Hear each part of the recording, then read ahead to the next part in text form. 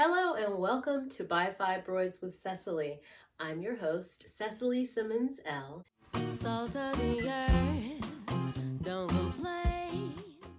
In order to set yourself up for success when it comes to shrinking fibroids, you must address what type of food you're eating and audit everything that you consume. Something that I learned from my own experience with shrinking fibroids naturally is that food is one of the most important factors that we have to get a handle on in order to begin to see results with our Fibroid Freedom Action Plan. When it comes to shrinking fibroids, you literally are what you eat. Think of fibroids as unhealthy food choices and options that you make.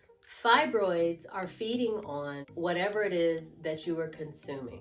And if it's something that is healthy, it will contribute to fibroids shrinking because it will support your body's natural processes functioning at their most efficient and their most optimal. If you want to know more about how to get a jump start on setting yourself up for success, you're going to want to go over to my website, operationfibroidfreedom.com, and sign up for my webinar, Stop Feeding Fibroids and Start Shrinking Them. In that webinar, you'll get a full tutorial on how to fibroid-proof your foundation so that you are setting yourself up for success.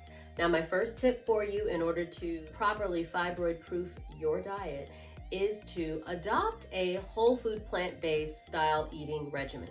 Now, eating whole food plant-based means that we're eating our foods as close to how they originally occur in nature.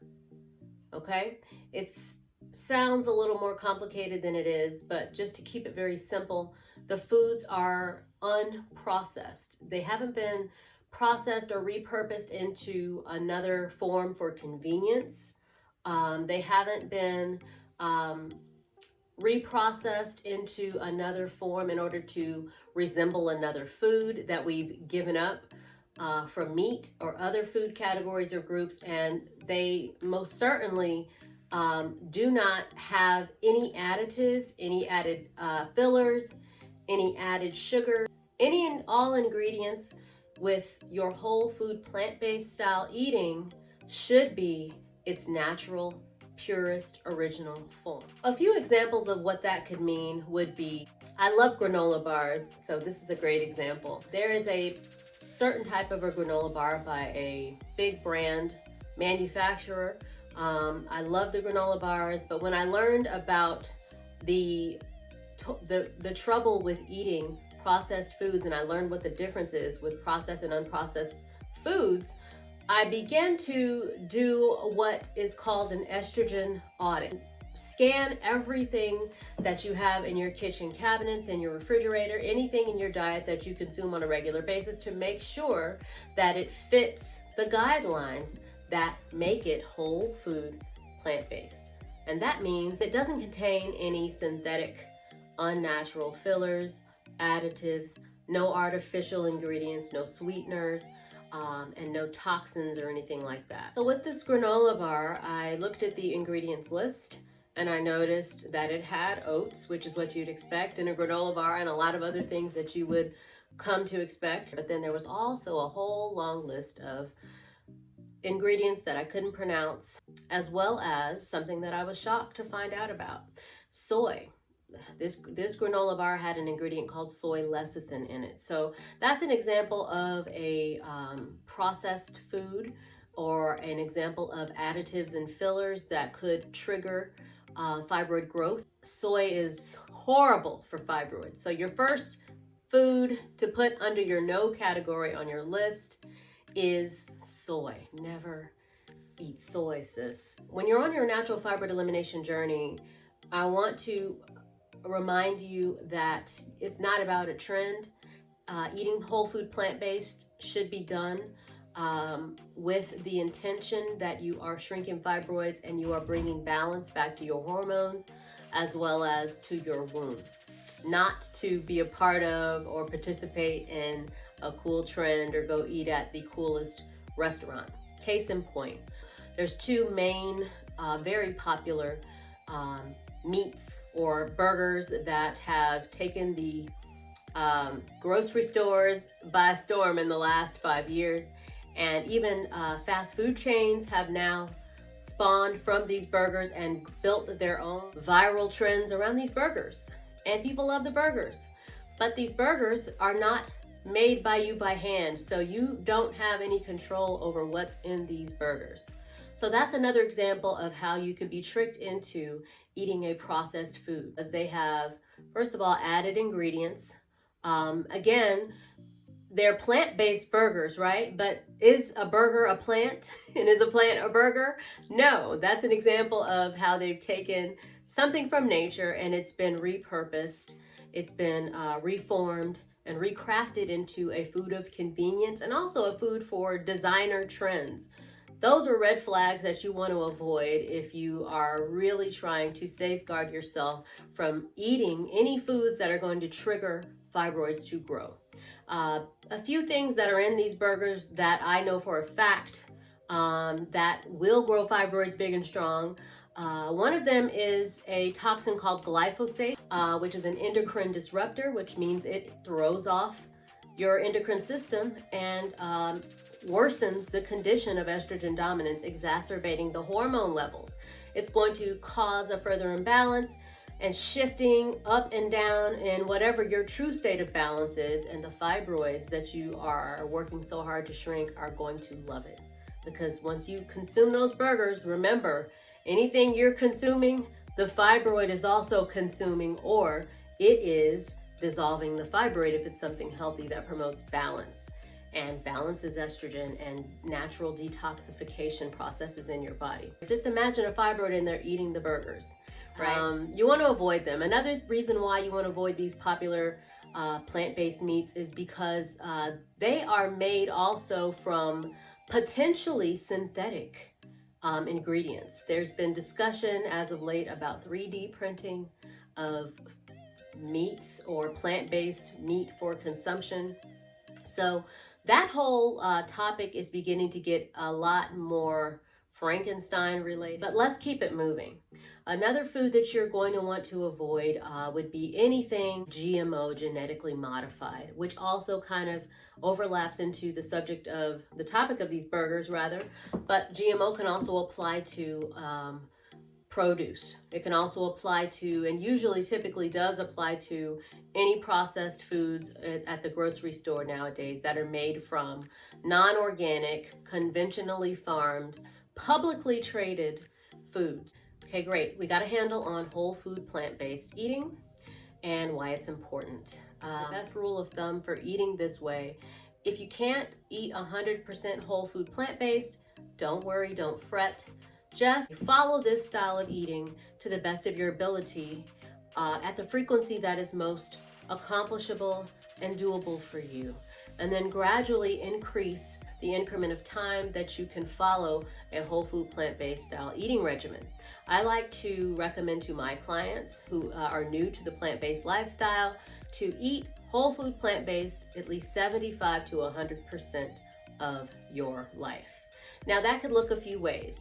If you're new to the plant-based style eating and this is a lot of information and it's kind of stressful to you, again, we don't want you to be stressed out. We want you to start with a frequency that you can succeed with.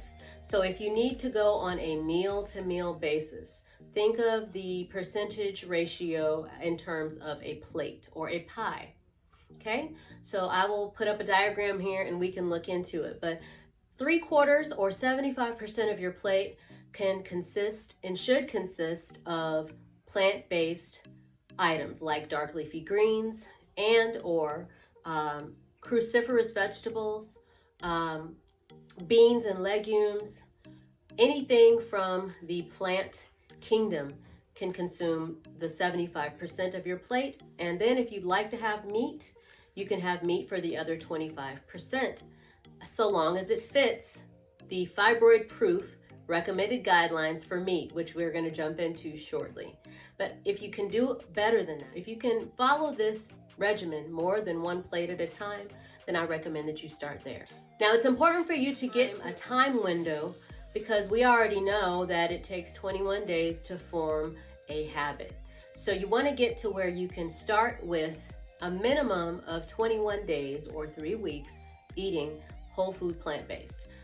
When you're doing that, you are setting yourself up for success, and also you're supporting your body's natural detox processes, and also you are taking in a enormous amount of nutrient dense, mineral rich, powerful superfoods and foods that will naturally detoxify your body just by eating. Now, as you get a little bit more advanced, and my clients know, and if you've been to any of my channels on social media, you also know I'm an herbalist. So the other reason for eating or committing to an increment of time, adopting a time window that you can focus on and committing to that and sticking to it, is so that you can give yourself an ample amount of time to also supplement with natural herbs and supplements that are going to also up-level the detoxification process, support your liver, and support all your bodily systems to function more efficiently, as well as do their best to balance your hormones and properly expel toxins as well as excess estrogen too. You have to think of yourself in terms of any and everything that may be out of balance with you is all interrelated. And in order to properly address bringing your body into balance and shrinking fibroids, we must address all parts of you, so that all parts of you are supported in every way, so that fibroids don't have any food source and you are addressing all bases. Okay, so let's say that you're a little bit more advanced, that you can already easily eat plant-based for 3 weeks. It's time to set up your whole food plant-based regimen for 30 days and then increase it to 60 and 90 days, so on and so forth. And the reasoning behind this, again, is to give your body time to cleanse and to focus on deeper cleansing and detoxing that it usually is not able to do because your body's always having to focus on digesting. And yes, every time you are eating whole food plant-based, with every time window, whether it's 30, 60, 90 days or more, you want to begin pairing that up with a proper herbs and supplements regimen that covers all of the bases, that addresses all of the pillars to shrinking fibroids naturally. You can also identify something doable in between. If you want to eat plant-based on Monday to Wednesday and then give yourself a rest until the next Monday, you can do that. Or maybe it's more realistic for you to eat plant-based only on Mondays and then slowly build your way up. The next week you do Monday and Tuesday. The next week you do Monday through Wednesday. By the 4th week of the month, Monday through Thursday, you're eating plant-based. Whatever's doable for you, just know that the more time you're able to commit to eating less dense food, you are giving your body more time to do a deeper cleanse and detox. So there's no stressing, it's just understanding that this is a system and that you want to graduate up as it makes sense to you, because it helps to improve the efficiency of the actions you're taking, especially when you add in those plants. I'm sure you're wondering, well, what foods do I eat?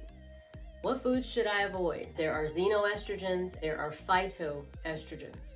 There's a lot of conflicting evidence that you're going to find on some of this information. So I do want to warn you to do your own research, and also anything that you find when you research, make sure that you also vet it even further by feeling intuitively what is in alignment for you. A few foods that you could look at, or a few clues as to where to start to look for estrogenic foods and xenoestrogens, is going to be any foods with pesticides on them. So any of your produce, again, that has been conventionally farmed and sprayed with traditional farming practices, non-organic, genetically modified. So your other categories that you need to look at would be, if you're eating meat, you're going to want to buy and only consume meat that has not been injected with hormones, not genetically modified, organic meat, grass-fed, if you can find that. And if you can't, it's best to leave the meat on the shelf, because those meats are going to go right in there and cause those fibroids to grow, swell. I mean, just think about it. If you're eating something with a growth hormone, it's going to really stimulate the growth in your cells in your womb. Let's go a little bit deeper, right? because all meat is not okay. I'm not here to police whether you eat meat or not, but I am here to tell you the truth on your fastest way to fibroid freedom, based on my own personal experience and on experiences of many women that I was able to interview after being on this side of the subject of fibroids and now coaching women on natural fibroid elimination. The more dense stimulus, the more dense material that you consume and you take in, the more your body is having to work to digest and eliminate that material, eliminate any toxins that come in with that. And those bodily processes that are involved in that are also the same bodily processes that you need to go in and start to dissolve and break down the fibrous tumor cells and the tumor tissue. So what do you think your body's going to be doing every time you eat burgers? Whether they're organic or not, whether they're grass-fed or not, even if you make the healthier choice and don't buy a burger with hormones or GMO, guess what?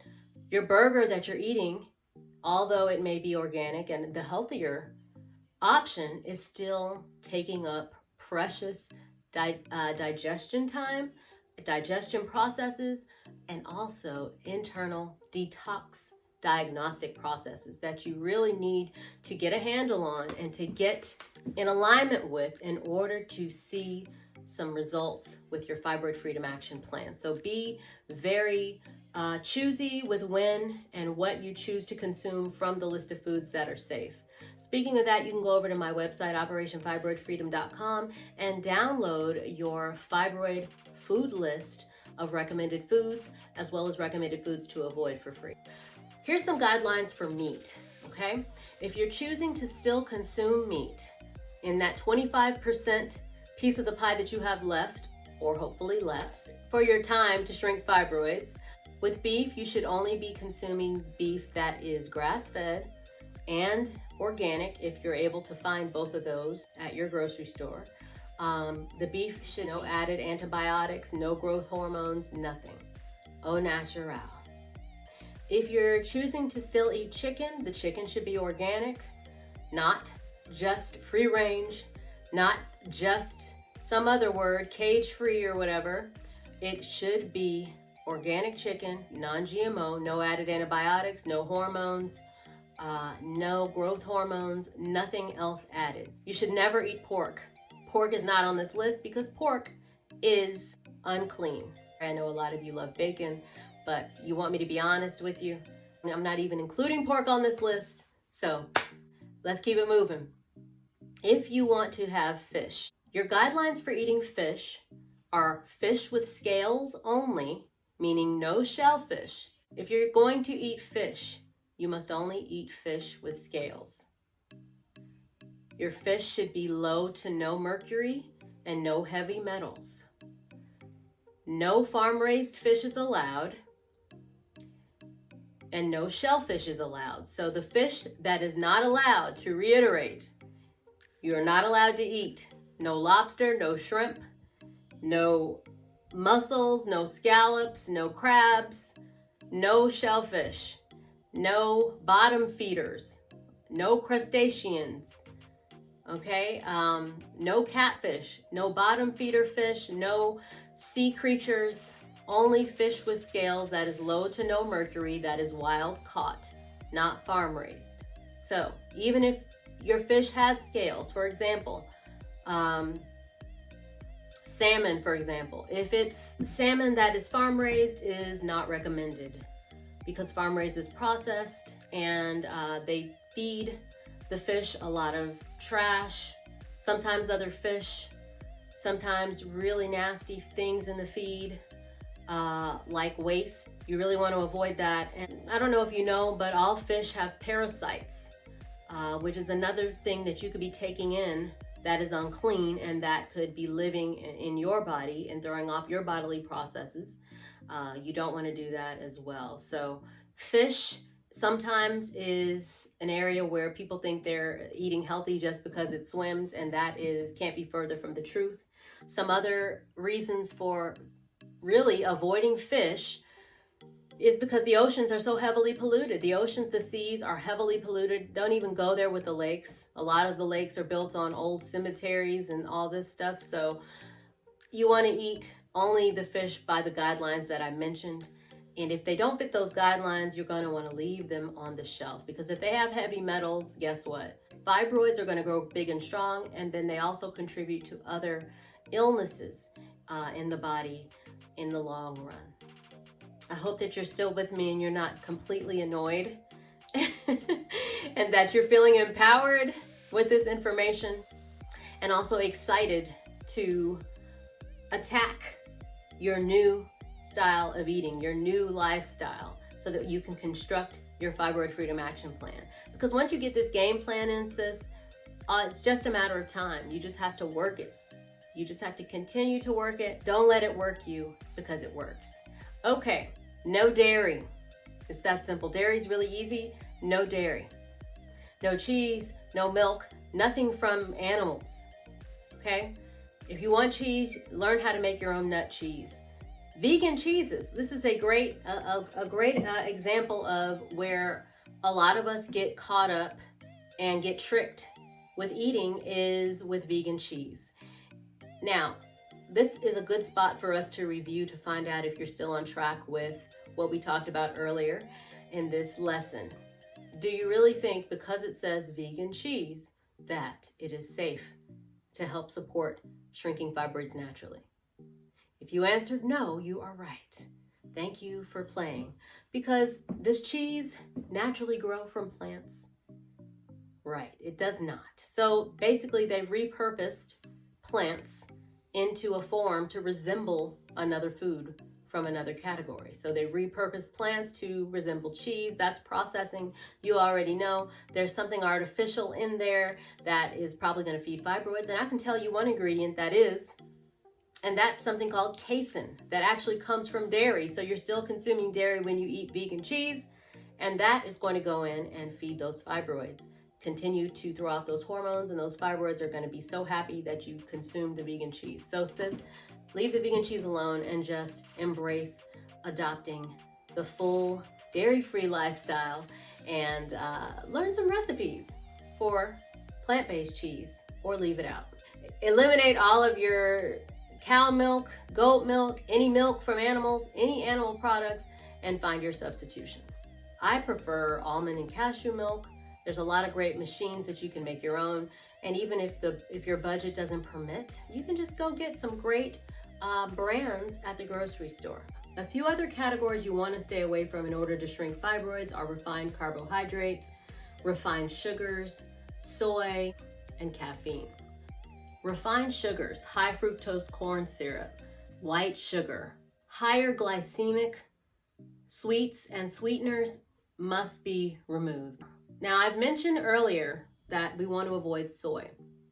And I want to remind you, I want to reiterate that by far my number one food to avoid, you must eliminate the soy. Get rid of all soy. Soy is the devil when it comes to shrinking fibroids and your hormones. Soy grows fibroids big and strong, okay?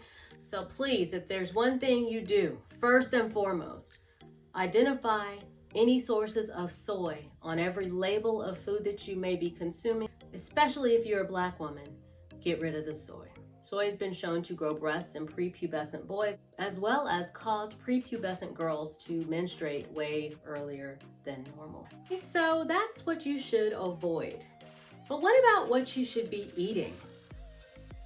This is the fun part, in my opinion. I've already given you a big clue as to what you should be eating with the whole food plant-based diet, and that is plants. All plants are not created equal, and there are some plants, soy, that we should be avoiding. So just because it's a plant does not mean it's okay to eat. There's a few guidelines that I'm going to share with you. Now, eating whole food plant-based is the general rule, but within that umbrella, the best foods to consume are cruciferous vegetables, because they support and naturally detox the liver and also stimulate liver antioxidants. The production of these powerhouses that are produced in the liver, like indole 3-carbinol and glutathione, help to maximize the liver function.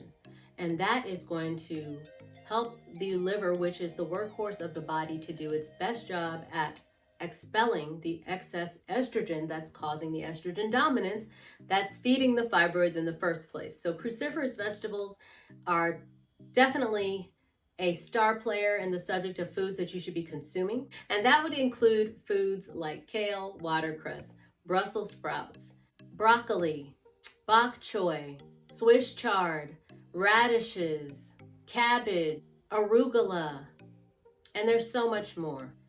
But cruciferous vegetables should be in your daily regimen in order to begin to properly activate the fibroid shrinking powers that your body naturally possesses. Some other foods that you definitely want to take advantage of are foods with lignins in them. So your beans, whole grains, other foods to consume in order to shrink fibroids are dark leafy greens. So mixed field greens, radicchio, even the not so dark ones, as long as it's not iceberg. So romaine lettuce, endive, any of your lettuces, green, red lettuce, those are all wonderful. Mushrooms. And at this point, you can start to pick out your favorites from the fruit and vegetable category. As long as they don't have soy, you're good. As long as they are organic and pesticide free, you can pretty much go crazy. So apples are a wonderful plant-based food. They have a lot of fiber. They're going to keep you regular, but then they also have a lot of minerals and vitamins, and they're basically a meal. I say that all the time. Only organic, pesticide-free, seeded fruit. Never buy seedless. Seedless fruit will beget a seedless womb, okay?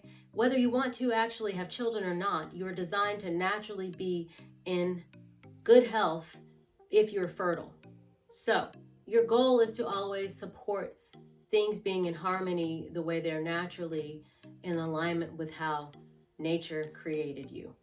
If they don't have grapes with seeds, then skip grapes and find another option for your grocery list. But seeded watermelon, lemons, limes, pears, peaches, any fruits you can think of are wonderful.